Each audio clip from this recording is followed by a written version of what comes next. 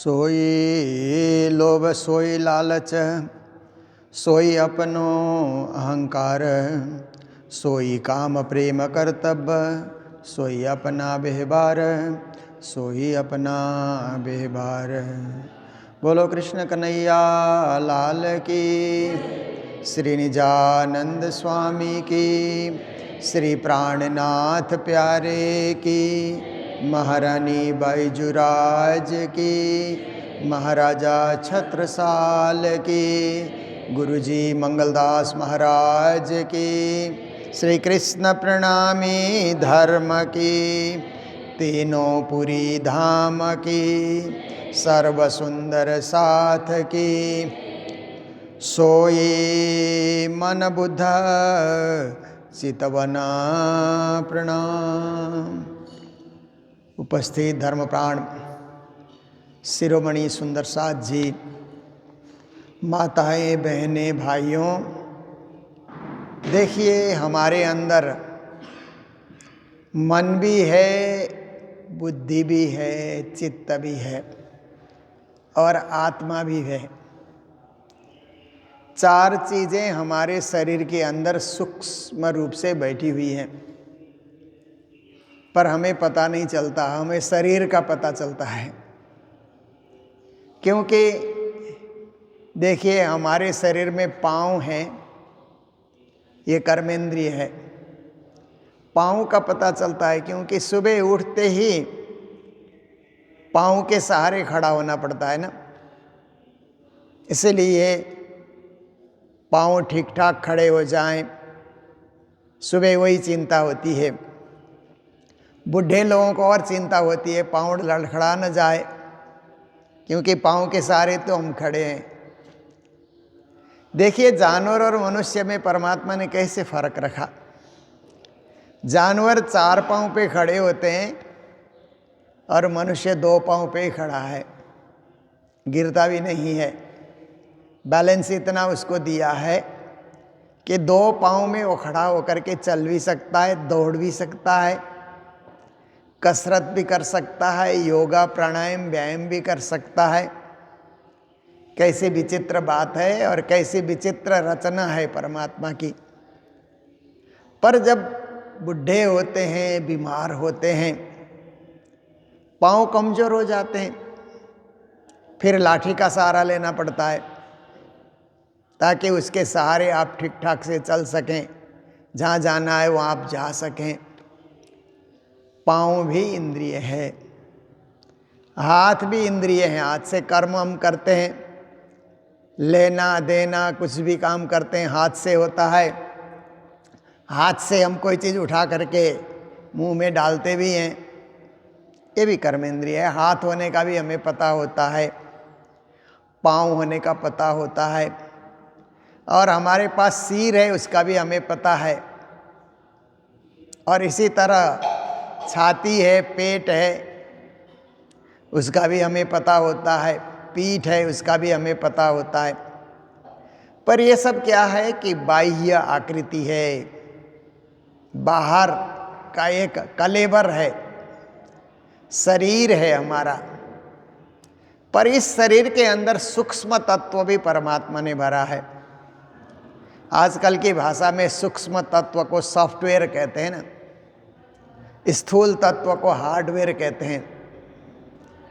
जैसे कंप्यूटर में hardware software की बातें आती है, तो ऐसे ही हमारा शरीर हार्ड बॉडी, हार्डवेयर की तरह हार्ड बॉडी ये शरीर है जो बाहर से दिख रहा है, और एक सॉफ्ट बॉडी है, सूक्ष्म शरीर है। उस सूक्ष्म शरीर में मन भी है, बुद्धि भी है, चित्त भी है, आत्मा भी है। तो उसका पता कैसे लगता है?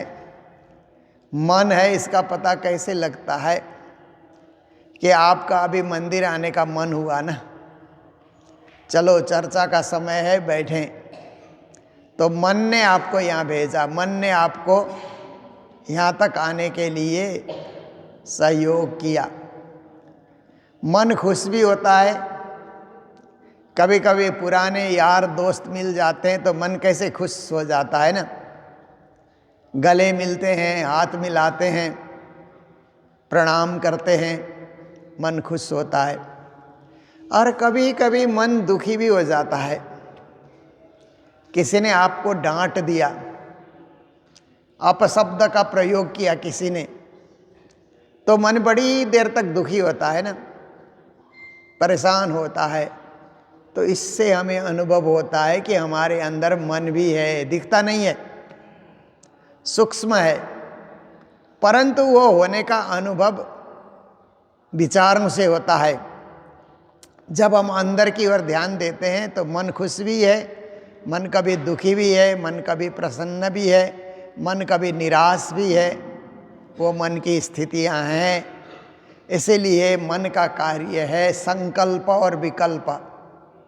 संकल्प करना, कुछ सोचना और थोड़ी देर में भुला देना उसको। मन तो पल पल में कई चीज़ सोचता है, कई चीज़ भुला देता है।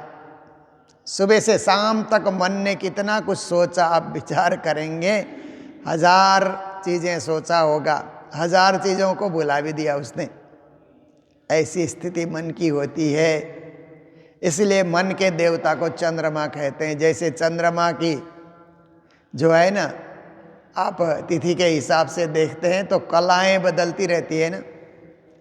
कभी चंद्रमा गायब है तो अमावस्या कहा जाता है, फिर धीरे धीरे चंद्रमा का स्वरूप दिखलाई देता है तो प्रतिपदा, द्वितीया, तृतीया करते हुए पूर्णमासी, पूर्णिमा के दिन चंद्रमा पूरी तरह से खिला हुआ नजर आता है।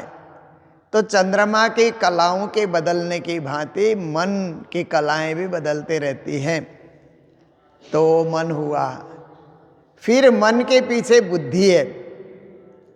मन और बुद्धि में क्या फर्क है कि मन कोरी कल्पनाएं करते रहता है, बुद्धि से क्या है, उसमें स्थायित्व दिया जाता है। बुद्धि क्या है कि विवेक का विषय है। और बुद्धि से जो हम सोचते हैं ना, जैसे कहीं भी कोई प्रवचन करना है, लोगों के बीच बोलना है, सभा में बोलना है या सत्संग में बोलना है, तो बुद्धि सक्रिय होती है, मन से प्रवचन नहीं होता है। बुद्धि से, बुद्धि को प्रयोग किया जाता है। मन से और गहराई में बुद्धि बैठी हुई है। बुद्धि विवेक से क्या बोलना क्या न बोलना, वो बुद्धि जो है कंट्रोल करते हुए हमारे प्रवचन को सही बना देती है। और कभी कभी आपको कोई लेख लिखने का मौका मिले, किताब लिखने का मौका मिले, तो बुद्धि सक्रिय होती है। फिर बुद्धि सक्रिय होने से ही लिखा जाता है। बुद्धि निष्क्रिय होती है तो लिखा ही नहीं जाता। कई कई लोग कलम लेकर के 2-3 दिन बैठते हैं, परंतु एक पेज भी नहीं लिख पाते, क्योंकि बुद्धि स्थिर नहीं है उनकी। केवल मन चंचल हो रखा है, लिखने की इच्छा करता है पर बुद्धि काम ही नहीं करती। और कई कई बार क्या है कि बुद्धि काम करती है तो 2-4 पेज 10 पेज भी लिख सकते हैं एक ही दिन में। तो ये बुद्धि का विषय है। निर्णयात्मक स्थिति में बातें करना, ये बुद्धि का कार्य होता है। फिर और एक चीज़ है चित्त। चित्त कहते हैं ना, वो चित्त क्या है कि मन और बुद्धि ने जो सोचा उसको सेव करके रखना, उसको स्टोर करके रखना, ये चित्त का काम होता है। क्योंकि बहुत सारे लोग मन, बुद्धि, चित्त इसको समझते ही नहीं है, एक ही चीज़ समझते हैं, परंतु कार्य अलग अलग है। जैसे अंग्रेजी में कहते हैं ना, conscious mind, unconscious mind, subconscious mind, ऐसा बोलते हैं ना अंग्रेजी में। अंग्रेजों का अध्ययन अपने ढंग का है, पर हम तो शास्त्रों ने जो अध्ययन किया है उस विषय में बोल रहे हैं।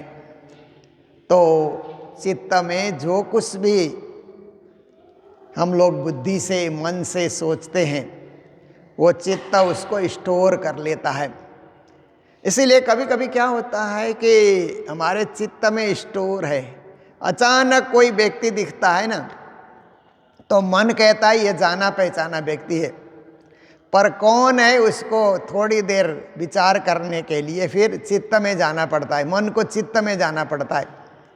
चित्त में पहले से स्टोर करके रखा है तो थोड़ी देर में ध्यान आता है, ये तो मेरा रिश्तेदार है, ये मेरा साथी है, ये मेरे सुंदर साथ हैं, ये यहाँ के सुंदर साथ, ये वहाँ के सुंदर साथ। फिर चित्त से मन में बात आती है ना, तो थोड़ा टाइम लगता है उसके लिए, तो फिर हम पहचान जाते हैं, हो आप तो ये हैं। तो जो कुछ भी चीज़ें हमने विचार किया वो चित्त में ही उसका स्टोर होता है, संग्रह उसका होता है, ये चित्त का काम है। और चित्त में जो संग्रह होता है उसी को चितवन भी कहा जाता है ना।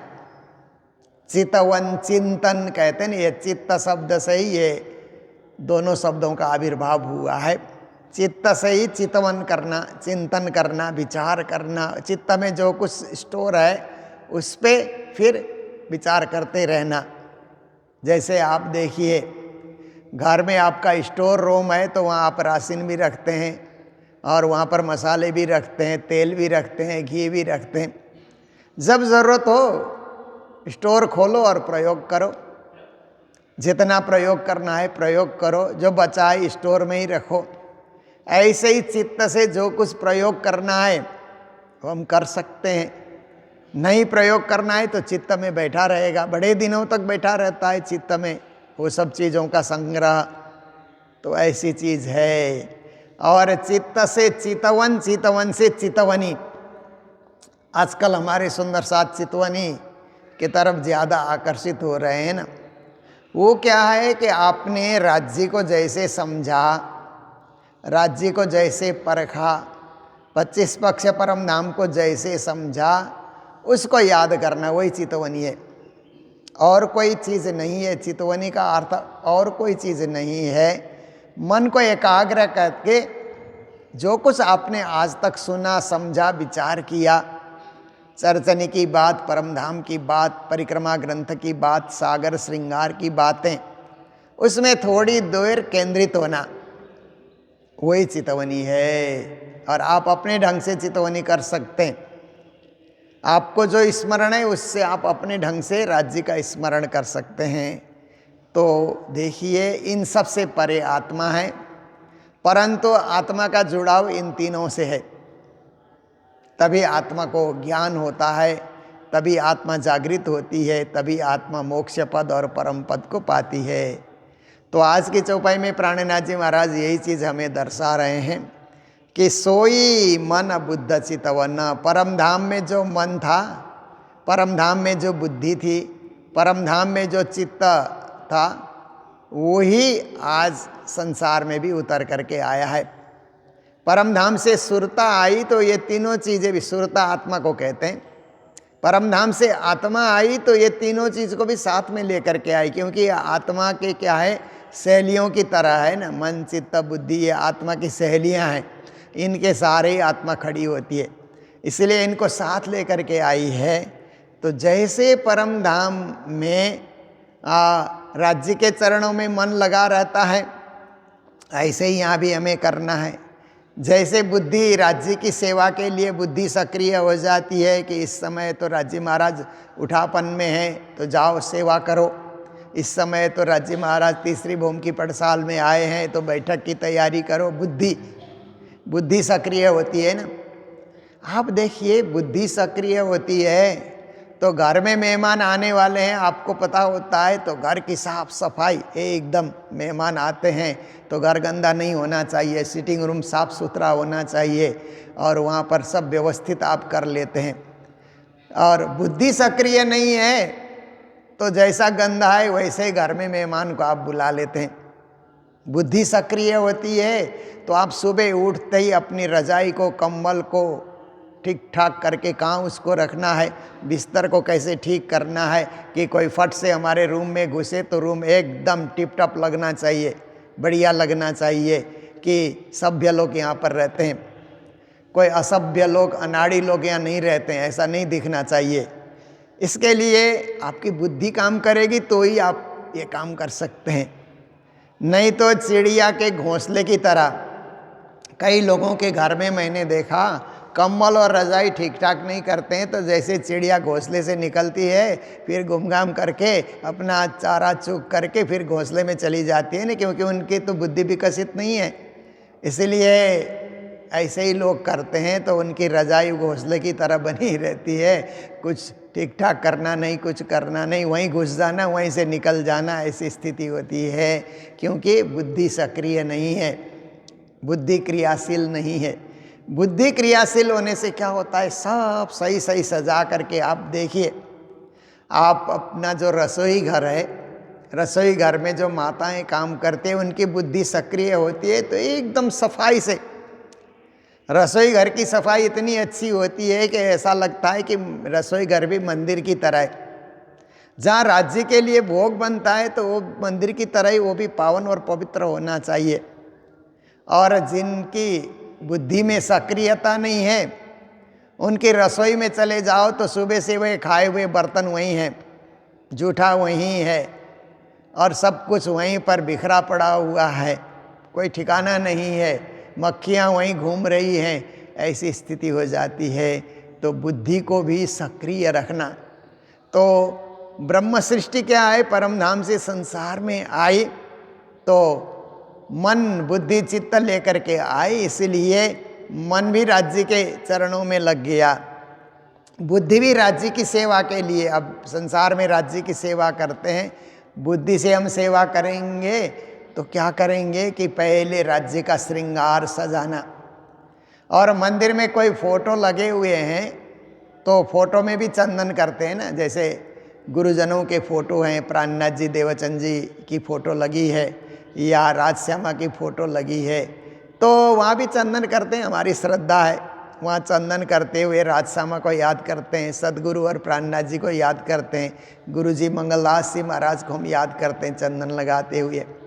बुद्धि सक्रिय है तो सुबह सुबह रुमाल को गीला करके वो चंदन पूछ दिया जाता है, सफाई कर दी जाती है, क्योंकि वो तो कल का लगा हुआ चंदन है ना। बुद्धि सक्रिय नहीं है तो उसी पे आप फिर डालते ही जाएंगे।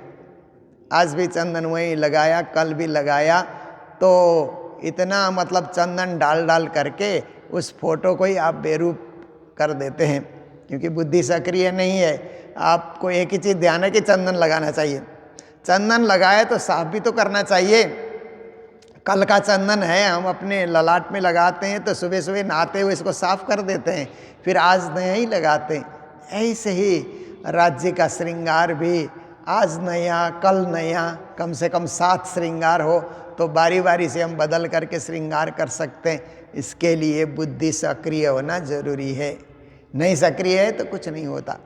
पर ब्रह्म सृष्टि परम धाम से बुद्धि लेकर के आई है तो नित्य नित्य नए ढंग से राज्य की सेवा करती है। और चित्त भी परम धाम से लेकर के आई है तो धाम वर्णन जो है ना वो भी एक चितवनी है। अब आओ रे इसक भानु हम देखो वतन अपना निज धाम, करूँ चरण तले विश्राम, बिलसों पियाजी सो प्रेम काम। ये धाम वर्णन का एक प्रकरण आता है नित्य पाठ में, उसका पाठ आप करेंगे तो पूरी चितवनी हो जाती है, अलग से कुछ करना ही नहीं पड़ता है, सब कुछ उसमें आ जाता है। पाठ भी करते जाइए और ध्यान भी राज्य के चरणों में लगाते जाइए, पर वो चित्त में संग्रह होना चाहिए, कंठस्थ होना चाहिए, तभी संभव है। और कंठस्थ रखने के लिए रोज पाठ किया जाता है, तभी वो संभव है।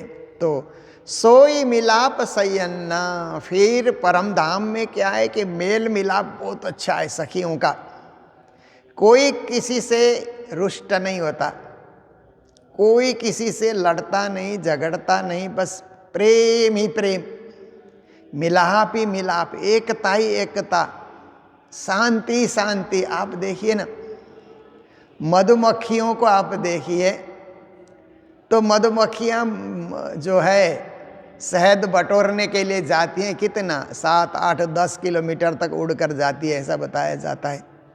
लौट करके आती है और कहते हैं कि वो एक मधुमक्खी अपने जीवन काल में 1 चम्मच, छोटे चम्मच का 1 चम्मच ही मधु इकट्ठा कर सकती है, क्योंकि अपनी चोंच में लेकर के उसको आना है। चोंच में कितनी जगह होती है, वो ला करके फिर यहाँ उसको डालना है। तो पूरे अपने जीवन काल में जब तक उसका जीवन है, जिंदगी है, 6 महीने है, साल भर की जो जिंदगी है, उसमें 1 चम्मच मुश्किल से। फिर भी अब देखिए वो बटोरने वाली बटोरने जा रही है, उसकी जो रानी है वो जो बच्चों का जन्म देना है, अंडा देना है, वो अपने काम में लगी हुई। आप देखिए सिस्टम से काम होता है ना, मिलजुल करके रहते हैं।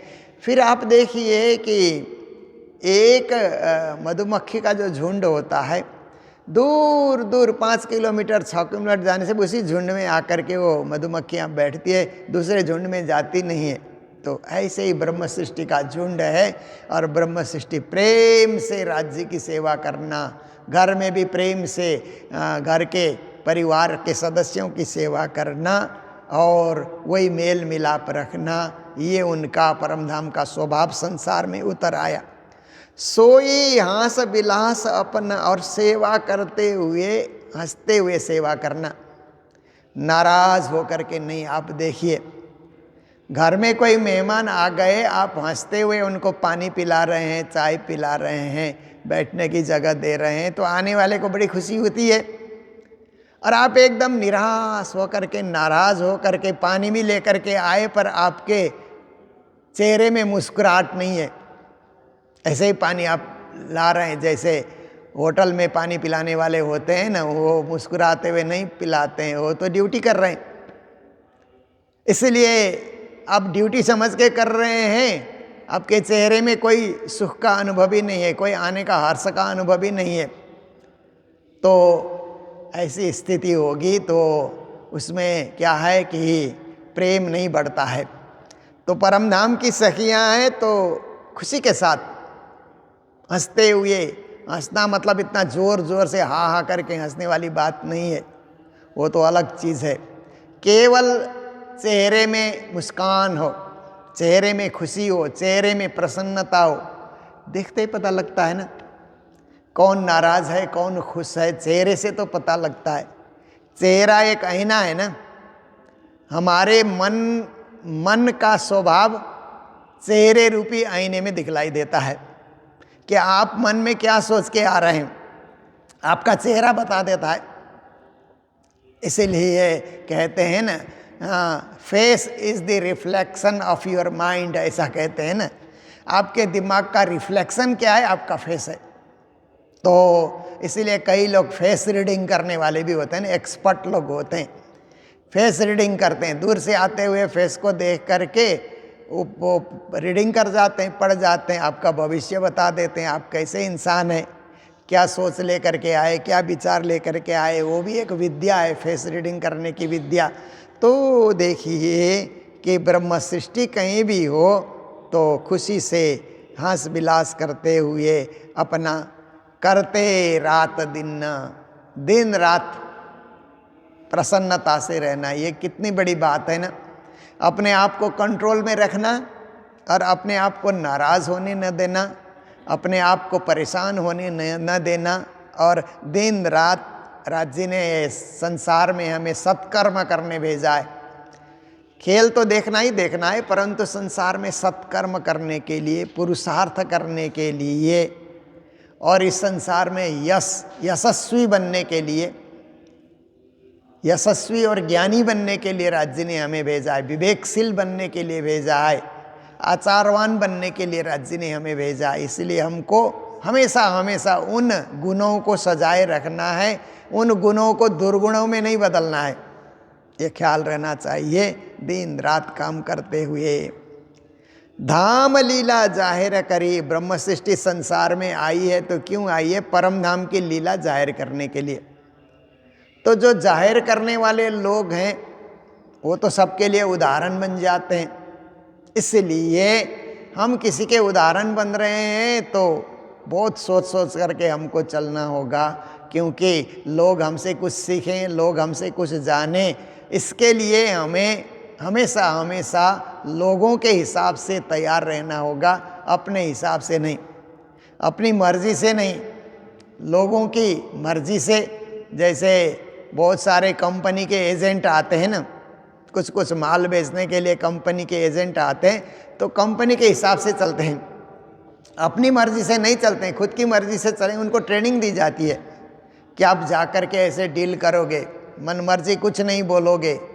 ऐसे ही ब्रह्म सृष्टि खेल में आई है तो परमधाम के हिसाब किताब से उनको चलना है। मन मर्जी नहीं चलना है, मन के मुताबिक कुछ नहीं करना है। जो राज्य ने विधान किया है वाणी में, उसी विधान के हिसाब से चलना है। तो कहते हैं धाम लीला जाहिर करे। इसी प्रकार से परम धाम की लीला जगत में हम जाहिर कर सकते हैं। विध विध की रोशन्ना, संसार में तरह तरह का उजाला हमको फैलाना है। ज्ञान का उजाला, प्रेम का उजाला, भाव का उजाला, भक्ति का उजाला, सेवा का उजाला। आप देखिए ना, हर चीज़ का प्रकाश होता है। वो प्रकाश दिखेगा नहीं परंतु अनुभव होता है। जैसे किसी ने ज्ञान सुनाया तो ज्ञान का असर बड़ी देर तक होता है, कई दिनों तक होता है। किसी किसी को तो जिंदगी भर ज्ञान का असर होता है। जैसे गुरु जी मंगलदास जी ने हम लोगों को जो ज्ञान दिया, थोड़ा भी गुरु जी मंगलदास जी की जिसने संगत की तो वो बोलता है कि गुरु जी ने हमें ऐसा कहा था। तो ज्ञान का असर कितना लंबा होता है, इसीलिए वो ज्ञान का प्रकाश हो गया। ऐसे ही भक्ति का प्रकाश, सेवा का प्रकाश, तो प्रकाश को फैलाते रहना। विध विध की रोशन दिया सुख अखंड दुनी को। ब्रह्म सृष्टि संसार में आई है तो दुनिया वालों को सुख देना चाहिए। परमात्मा के अनुभव का सुख, परमात्मा की भक्ति का सुख, परमात्मा के सान्निध्य का सुख, परमात्मा के स्थिति का। क्योंकि दुनिया वाले तो कभी कभी बोलते हैं परमात्मा है ही नहीं, सृष्टि अपने आप बन रही है, सृष्टि अपने आप चल रही है। जैसे कम्युनिस्ट विचार के लोग होते हैं ना दुनिया में, तो कम्युनिस्ट विचार में क्या होता है कि ईश्वर भी नहीं है, भगवान भी नहीं है। कम्युनिस्ट विचार सबसे पहले किसने दिया? कार्ल मार्क्स ने दिया। आधुनिक क्षेत्र में कार्ल मार्क्स ने दिया, और शास्त्रीय क्षेत्र में क्या है? चारवाक ने दिया। संस्कृत साहित्य पढ़ते हैं तो वो चारवाक कोई एक व्यक्ति का नाम नहीं है, चारवाक एक सिद्धांत का नाम है। इसलिए चारवाक सिद्धांत में न स्वर्ग है न नरक है, खाओ पियो मौज मस्ती से रहो। ये हमारे प्राचीन युग में भी एक वर्ग ऐसा था जो ईश्वर को नहीं मानता था। बाद में कार्ल मार्क्स जो आया, एक जर्मन, उसने एक सिद्धांत लिख दिया कि ईश्वर भगवान कुछ नहीं है, बस जो है इसी शरीर से होता है, इसी दिमाग से होता है। ऐसा करके उसने लिखा। तो कार्ल मार्क्स के बाद फिर लेनिन करके आया, माओ त्से तुंग करके आया, फिर कितने आए, बेहिसाब बेगिनती कम्युनिस्ट विचार वाले लोग आए जो ईश्वर नहीं है, भगवान नहीं है, ऐसा करके वो लोग बोलते हैं। परंतु आप देखिए कि विश्व में कम्युनिस्ट लोगों की संख्या या नास्तिक लोग जो आस्था नहीं रखते परमात्मा में, शास्त्रों में उनको नास्तिक कहा जाता है, उनकी संख्या कम है, आस्तिक लोगों की संख्या ज़्यादा है दुनिया में। आप देखिए कितने सारे, किस 56 तो मुस्लिम देश है। मुस्लिम देश खुदा में आस्था रखते हैं, भले वो लोग आतंक करते हों। आतंक को छोड़ दें तो मुस्लिम अपने पद्धति में रहें, किसको क्या हर्ज है, अपने धर्म पालन करें, पर धर्म का नाम ले करके आतंक दुनिया में न फैलाएं। ईसाई लोग भी दुनिया में कम से कम 80 देश तो ईसाइयों का होगा, वो ईसाई धर्म पालन करते हैं, तो ईश्वर में विश्वास रखते हैं। ईसा में विश्वास रखेंगे, ईश्वर में विश्वास रखेंगे। पर ईसाई लोग अपनी जगह ठीक है, अपने धर्म का पालन करें, पर धर्म परिवर्तन न करें। क्योंकि ईसाइयों में क्या है कि दूसरे का धर्म परिवर्तन करने का और अपनी ओर खींचने का ये जो कार्य है ना, ये अच्छा नहीं है। जो जिस धर्म में उसको उसमें रहने देना चाहिए, अपनी ओर प्रलोभन दे करके उनको खींचना नहीं चाहिए। ये दोष है उन लोगों में। और मुस्लिम लोगों में जो ज़्यादा कट्टरता और आतंकवाद में जुड़ जाना, वो उनका दोष है।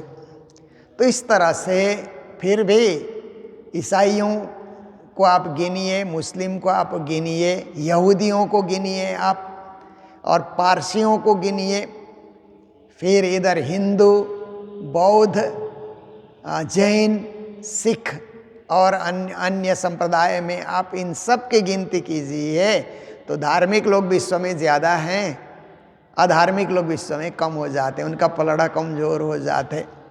क्योंकि परमात्मा कोई ना कोई सृष्टि करता तो है ना, अपने आप सृष्टि नहीं होती, अपने आप कुछ नहीं होता है, कुछ करना पड़ता है। तभी तो सृष्टि बनती है। इसीलिए करने वाला अदृश्य है, वो परमात्मा अदृश्य है। वही अदृश्य परमात्मा कभी कभी स्वरूप लेकर के आता है, कृष्ण के रूप में, राम के रूप में, या बुद्ध के रूप में, या ईसा के रूप में, या रसूल के रूप में, या किसी भी रूप में अपने अपने क्षेत्र को प्रकाशित करने के लिए वो ईश्वर प्रकट होता है। विभिन्न स्वरूप लेकर के प्रकट होता है और जगत में अच्छी शिक्षा दे करके वो फिर अपने मूल रूप में लौट जाता है। तो उस ईश्वर की उपासना लोग अलग अलग खंड में अलग अलग महापुरुषों के माध्यम से लोग माने जा रहे हैं।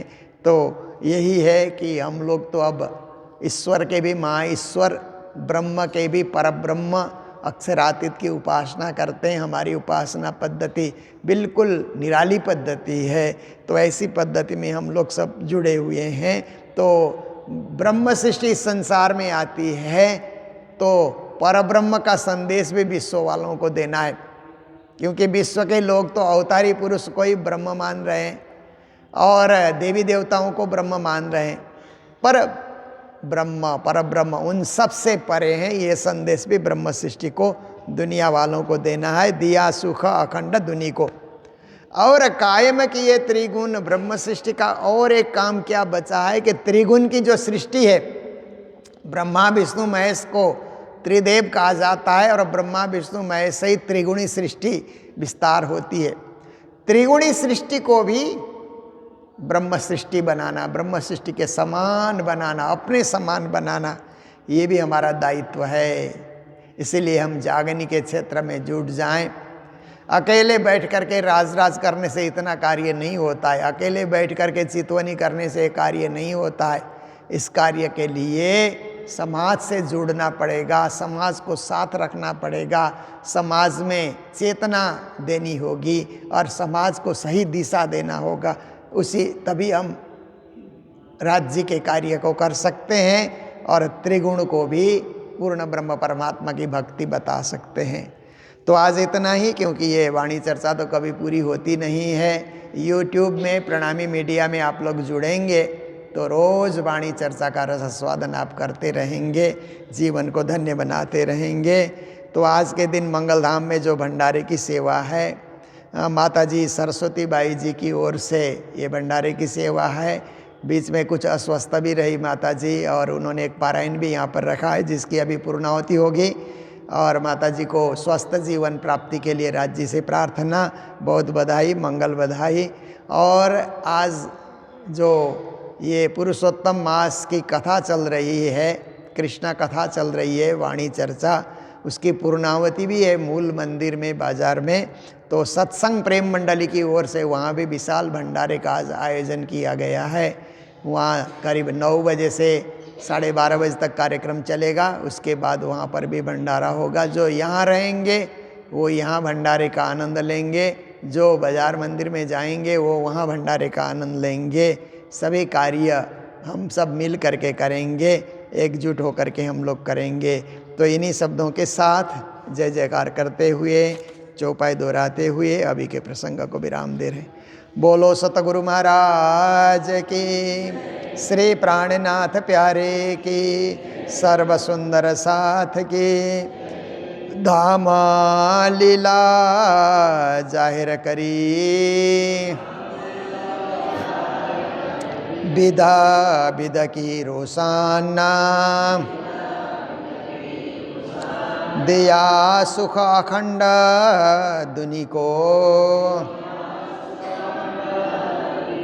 और कायम किए त्रिगुण,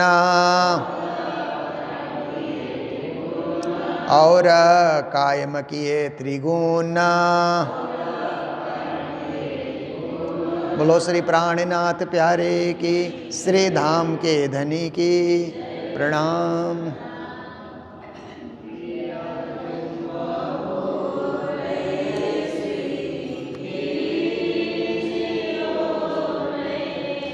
सुना, यहाँ सुना,